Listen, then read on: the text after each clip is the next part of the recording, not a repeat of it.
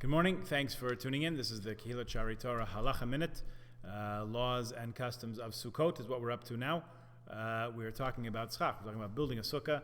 And Kitzur Shulchan Aruch says you must put enough schach, enough tree branches, on the sukkah to provide more shade than sun.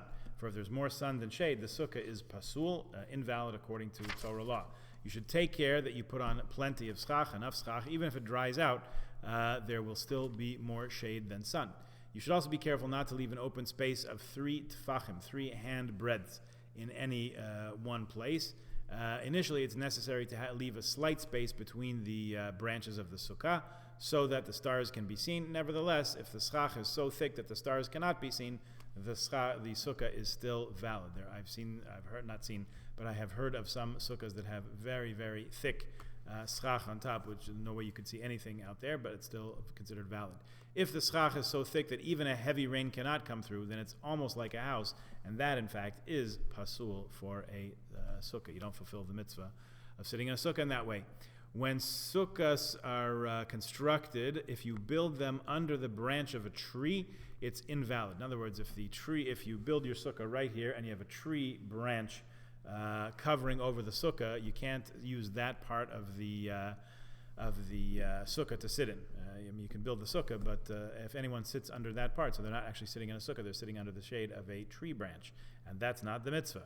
Even if the branches alone would have allowed more sun than shade, and consequently by placing the schach on the sukkah, you in fact made it into a sukkah by providing the required shade. It's still pasul.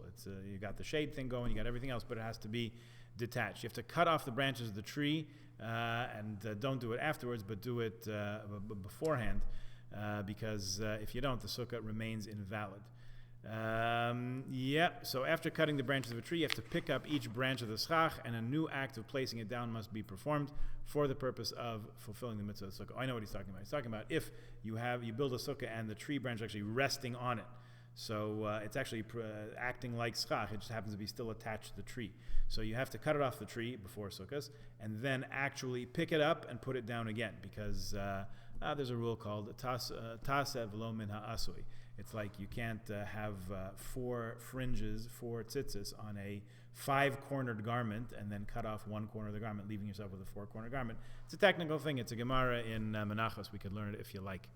Okay, the point being, you've got to make sure when you lay out your sukkah that you're not under the shade of the eaves, troughs, the gutters, downspouts, and so on of the house, or under trees, or the deck, or anything else.